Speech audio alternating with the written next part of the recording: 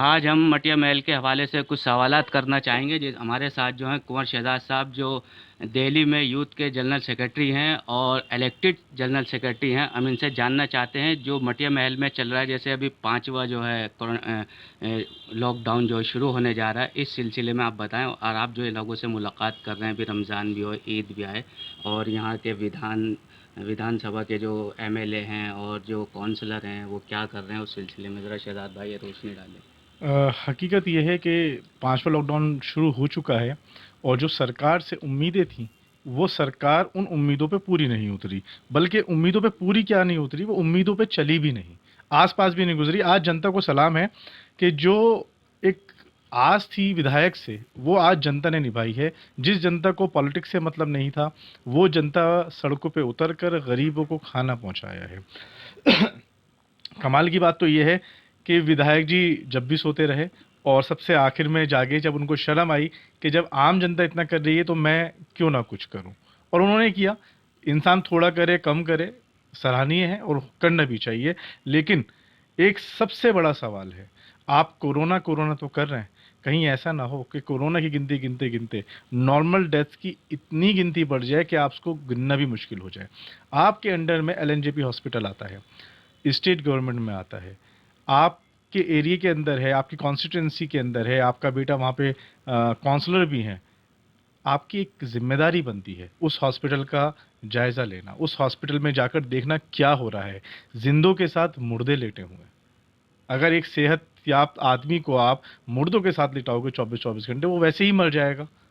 आज सबसे ज़्यादा जो मौतें हो रही हैं कोरोना से कम और डिप्रेशन में जाकर ज़्यादा हो रही हैं। अच्छा, जब जैसे अभी आपने देखा हवाला कि आपने एलएनजेपी का, तो मोर्चरी के हवाले से बताते हैं कि वो बताते हैं तकरीबन 80 रैक हैं और 28 एक्स्ट्रा, और जो बॉडीज़ हैं वो ज़मीन पे एक के ऊपर एक पड़े हैं। इसमें हाई कोर्ट ने भी जो है तीनों स्टैंड कमेटी के, जो कारपोरेशन के, इनको चेयरमैन नोटिस दिया, और वजह बताओ नोटिस भी दिया है इस सिलसिले में। देखिए, इंडिया का जो कोर्ट सिस्टम है वो आपको बहुत अच्छे से पता है। आज हाई कोर्ट ने जजमेंट दिया और उसके लिए उन्होंने उसको लेटर लिखा, तो उस चीज़ का पालन कब किया जाएगा, रिटर्न में होगा, फिर वहाँ पे वो याचिका एंट्री दाखिल होगी, फिर उसके बाद उसका जवाब आएगा। इसी प्रोसीजर में कितने दिन गुजर जाएंगे और इन कितने दिनों के अंदर कितनी मौतें और बढ़ जाएंगी। तो ये जिम्मेदारी हुक्मरानों की है, रहबरों की है कि वो वहाँ पे जाके जायज़ा लें, एमएस से जाके बात करें और उसको हटाएं। आज 2 महीने से ऊपर हो चुके हैं, 68 दिन के अंदर आपकी कोई विजिट भी नहीं है। इससे ज़्यादा शर्मनाक बात क्या हो सकती है, और आप मुस्कुरा के बोलते हैं कि हम सक्षम हैं। हुँ। अच्छा, जैसे अभी यहाँ पे ये लॉकडाउन के हवाले से जो चांदनी महल थाने में एसएचओ को और पुलिस वालों को कोरोना निकला था, इस सिलसिले में वो 14 दिन में वापस भी आ गए।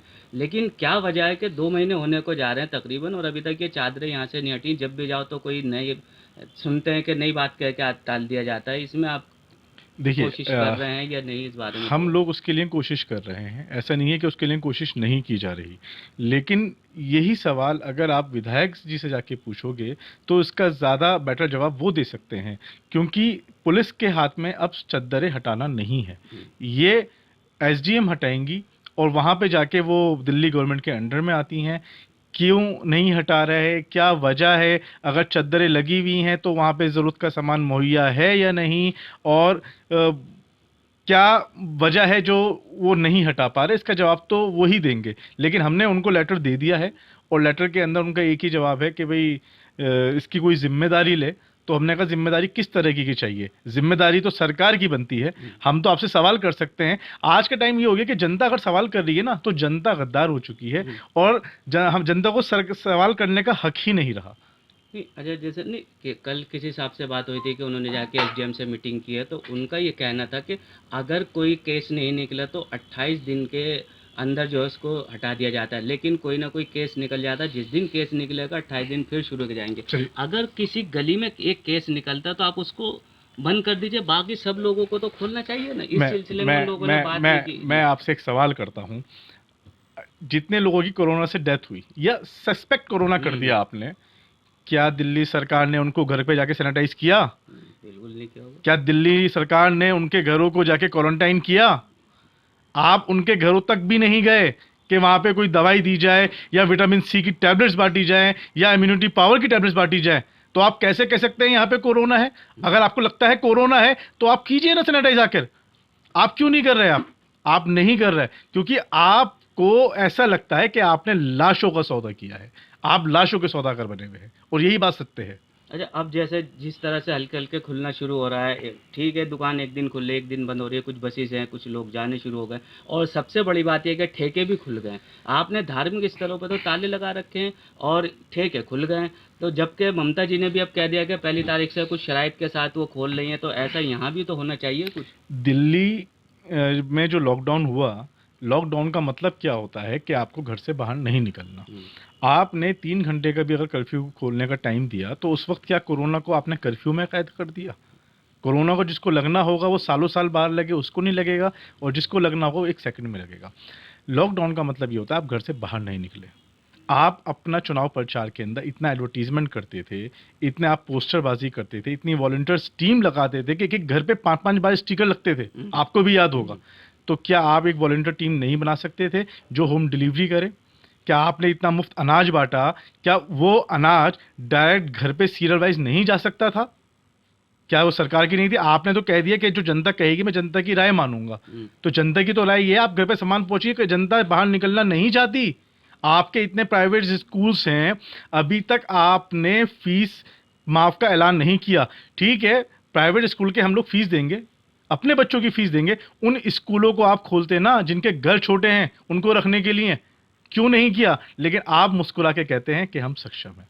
अच्छा, एक बात और, जैसे हॉस्पिटल पे आते हैं, सब क्वारंटाइन बने हुए हैं, सारे हॉस्पिटल, चाहे एलएनजेपी या और भी हॉस्पिटल हैं, लेकिन अब उसमें जो डॉक्टर्स हैं, कोई मरीज अदर मरीज जाता है तो उसको देखते ही नहीं, या उस जाता है तो उसमें फिर क्वारंटाइन सबसे पहले होता है और उसकी इत्तेफाकन अगर डेथ हो जाती है तो फिर तो मालूम है आपको, पॉजिटिव निकलेगा या निगेटिव, ये तो आप बता सकते हैं बेहतर। सबसे बड़ा करप्शन हॉस्पिटल्स का है। सरकारी अस्पतालों को आपने कोरोना कर दिया, किसी को हार्ट अटैक पड़ा, आप उसका हार्ट अटैक का इलाज नहीं करेंगे, पहले आप उसका कोरोना देखेंगे। इतनी देर में वो ख़त्म हो जाएगा। प्राइवेट हॉस्पिटल जो बड़े हॉस्पिटल्स हैं, वहाँ पर सबसे पहले 5 लाख रुपए डिपॉज़िट माँग रहे हैं। आपने अपनी स्कीम चलाई थी कि जिसका एक्सीडेंट होगा वो वहाँ पे पहुँचाएगा, उसको पैसे भी मिलेंगे, इलाज भी फ्री में होगा। आप प्राइवेट स्कूल कॉलेजेस को, हॉस्पिटल्स को फ्री कर दीजिए ना, कि किसी भी तरह का पेशेंट्स हो, सिर्फ कोरोना के पेशेंट्स गवर्नमेंट हॉस्पिटल्स में आए, दूसरे पेशेंट्स जो हैं वो किसी भी प्राइवेट हॉस्पिटल में जाए, उसकी जिम्मेदारी, उसका सारा खर्चा सरकारी खर्चे से दिया जाएगा। आज क्यों नहीं कर रहे? क्यों? आप शायद इसलिए नहीं कर रहे होंगे क्योंकि आपके इलेक्शन अभी 4.5 साल दूर है, शायद यही वजह होगी। तो इसका कोई हल तो होगा ना, कि ये जो कोरोना से निकल रहे हैं, कहाँ निकल रहे हैं, कितने लोग, इसका एक प्रॉपर डाटा भी नहीं मिल पाता एक तरह से। आपने अभी तक कोई कोरोना का पेशेंट देखा है जिंदा? मैं यही तो पूछ रहा हूँ कि नहीं, जिंदा कोरोना का पेशेंट किसी ने अगर देखा हो तो मुझे बताइए कि जिंदा कोरोना का किसी ने पेशेंट देखा हो। अच्छा, बढ़ भी रहे हैं और सही भी हो रहे हैं। हॉस्पिटल में जाके कोरोना घोषित हो जाता है, अब वो कौन सा टेस्ट करते हैं नहीं पता, पहले नेगेटिव आता है, फिर पॉजिटिव आता है, फिर नेगेटिव आता है, इनको खुद को नहीं पता। और देखिए, मैं कोरोना के बारे में क्या बताऊं, जब इतने बड़े वैज्ञानिक, इतने बड़े साइंटिस्ट कोरोना को नहीं समझ पा रहे, तो मैं कोरोना को क्या समझ पाऊंगा? मैं तो सिर्फ इतना कहूंगा कि जो कोरोना है ठीक है, लेकिन आज सबसे ज़्यादा डेथ डिप्रेशन की वजह से हो रही हैं, और डिप्रेशन की वजह से हार्ट अटैक भी हो रहा है, ब्रेन हेमरेज भी हो रहा है, किडनी फेलियर भी हो रही है, सब कुछ हो रहा है। अच्छा, देखिए, अब जो मर मर गए, क्वारंटाइन में ही मर गए, अब उनके लिए 3 कब्रिस्तान थे, जैसे दिल्ली गेट और मंगोलपुरी पे कब्रिस्तान और शायद गालिबन द्वारका में। तो वहाँ तो दफनाए नहीं जा रहे, जो भी होता है उसको दिल्ली गेट लाए जा रहे हैं, जबकि उनके पास एक बहुत छोटा-सा टुकड़ा है। अब जो मशीनें खड़ी हुई, जो खुदाई के पैसे लेते हैं, तो वो तो खाली खड़ी हुई हैं। अगर सरकार से आप गुहार लगाएँ, या जैसे आपने कहा था कि अपील की है कि उसमें लगा दें, और शमशान में भी जो है उनको ध्यान नहीं किया जा रहा।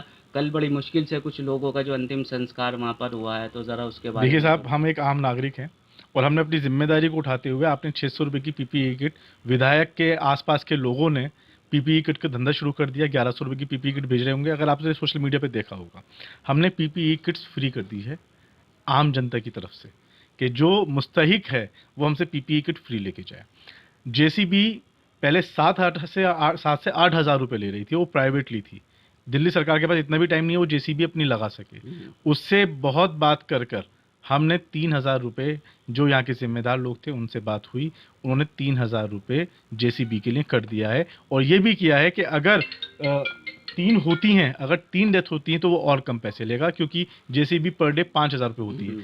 जो आज काम आम नागरिक कर रहा है वो काम सरकार को करना चाहिए था। और अगर आप सक्षम नहीं हैं तो अपने नैतिक आधार पर, नैतिकता के आधार पर आपको इस्तीफा दे देना चाहिए, या फिर आप उस दिन का इंतजार कर रहे हैं कि जब आपके घर में से किसी को ऐसी प्रॉब्लम आएगी और आप दर दर भटकेंगे, क्या जब आपकी आंखें खुलेंगी?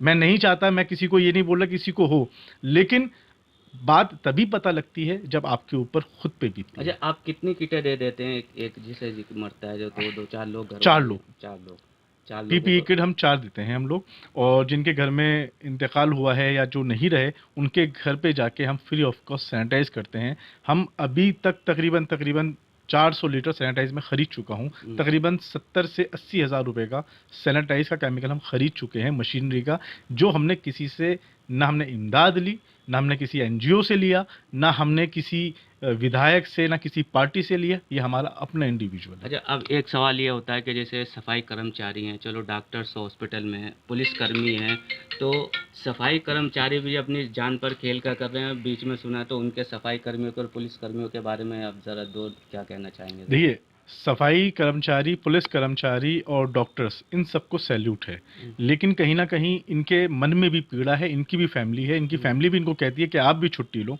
और ये इसलिए सक्षम नहीं है कि सरकार इनको मदद नहीं दे पा रही, सरकार इनको किट्स नहीं दे पा रही, सरकार इनको ग्लव्स नहीं दे पा रही, सरकार इनको जो उनकी ज़रूरत के सामान है वो मुहैया नहीं कर पा रही।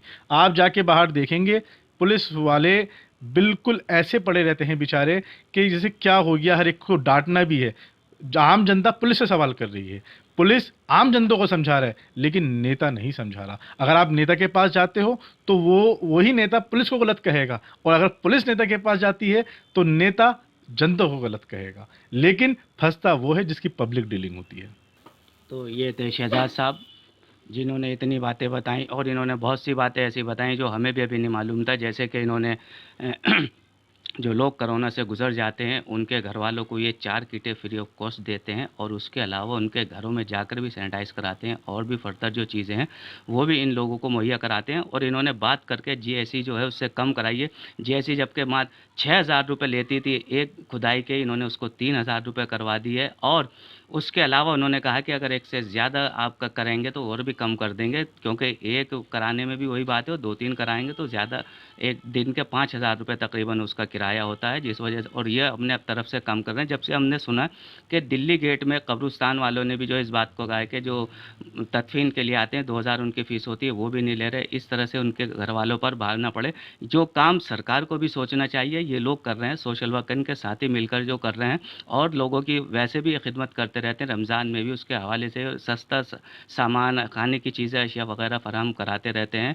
और इनके दिल में दर्द है सफाई कर्मचारियों के लिए, डॉक्टर्स के लिए, पुलिसकर्मियों, इनका खौफ का जो माहौल हिंदुस्तान में बना हुआ है वो नहीं होना चाहिए, क्योंकि आदमी उससे डिप्रेशन में जाता है, डिप्रेशन में जाने अटैक भी पड़ सकता है। कैमरा पर्सन मेहताब अहमद के साथ मोहम्मद रामिश। सियासी तकदीर यूट्यूब चैनल को सब्सक्राइब करें और बेल आइकन पर क्लिक करें ताकि आपको सबसे पहले खबरें मिलती रहें।